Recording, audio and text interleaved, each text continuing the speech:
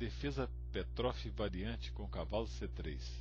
E4, E5, cavalo F3, cavalo F6, defesa Petrov, cavalo toma E5, D6, cavalo F3, cavalo toma E4. A linha principal aqui é D4. Cavalo C3 tentando sair das bem trilhadas linhas mais teóricas da defesa Petrov é uma boa opção. Aqui as negras podem jogar cavalo F6, que é um lance pouco testado. Depois de D4, D5, as brancas têm vantagem de desenvolvimento, mas a posição é muito simétrica, difícil das brancas explorarem. Bispo F5 é uma opção ruim, que o Anand já caiu num truque tático aqui, devido a dama E2, ameaçando D3. Esse lance normalmente é respondido na Petrov com dama E7 e outras linhas, mas aqui dama E7 não funciona devido a cavalo D5. Se a dama sair da defesa do peão de C7, cavalo toma C7, dá um ataque duplo e ganha a torre de A8. E se a dama fica na defesa de C7,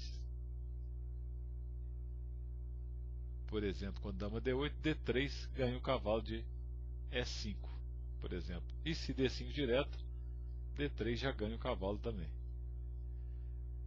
Então a opção mais jogada é cavalo toma C3, D toma C3, e aqui as negras dispõem de cavalo C6, que é um bom lance, bispo G4, ou bispo E7, que é o mais flexível, esperando as brancas desenvolverem o bispo C1 para definir o posicionamento do bispo de C8 e do cavalo de B8. Por exemplo, se bispo E3, o plano com cavalo D7, cavalo C5 não funciona tão bem. Então, por exemplo, se roque, dama D2, cavalo D7, roque grande, agora não pode cavalo C5, cavalo E5. Se cavalo toma E5, D toma E5, as negras ficam um pouco melhores devido ao centro. Se H4, bispo F6, aqui uma opção ruim seria bispo E2, porque cavalo G4, agora o bispo não pode sair, porque o peão F2 não está mais defendido pela dama depois de bispo E2.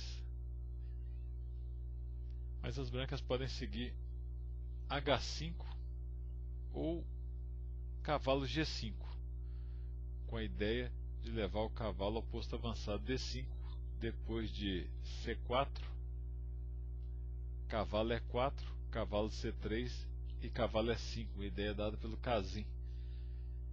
Interessante. Ou H5, H6, cavalo H2, cavalo G4, cavalo toma G4, bispo toma G4, F3, bispo E6 com jogo igual. Bispo F4 é a outra opção. Nós vamos seguir esse plano com o bispo F4 na partida Topalov-Gelfand, Weekends 2006, que seguiu roque. Se cavalo C6, dama D2, bispo E6, roque grande, não pode capturar em A2 porque o bispo fica preso depois de B3, dama D7, bispo B5, com a ideia de cavalo E4, cavalo D4, com bom jogo para as brancas.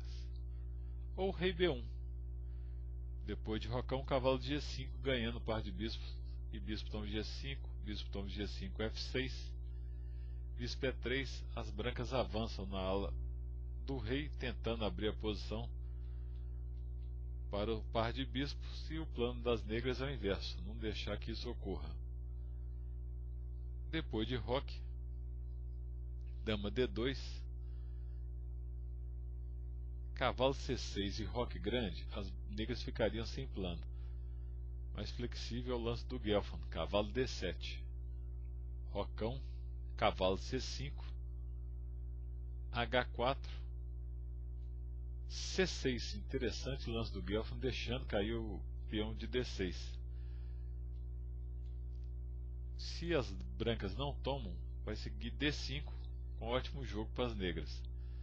Topalov tomou, bispo toma D6, dama toma D6, dama toma D6, bispo toma D6, torre toma D6. A ideia do Gelfand era cavalo E4.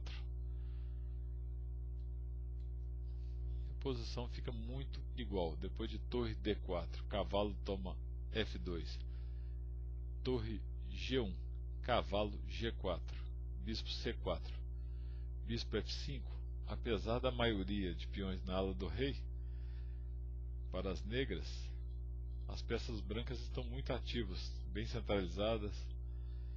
Depois de bispo D3, bispo toma D3, C toma D3, agora nem maioria há mais, quer dizer, as brancas têm maioria na ala da dama e as negras na ala do rei. Cavalo F6, torre A1, torre de F A8, torre toma E8, torre toma E8, rei D2, e a partida teve uma luta terrível e acabou em empate em 72 lances. Quem quiser ver toda a partida, só baixar o arquivo no site da Casa do Xadrez, www.casadoxadrez.com. Mas a posição é muito equilibrada, cada um com maioria de um lado, por isso que depois de uma longa batalha terminou em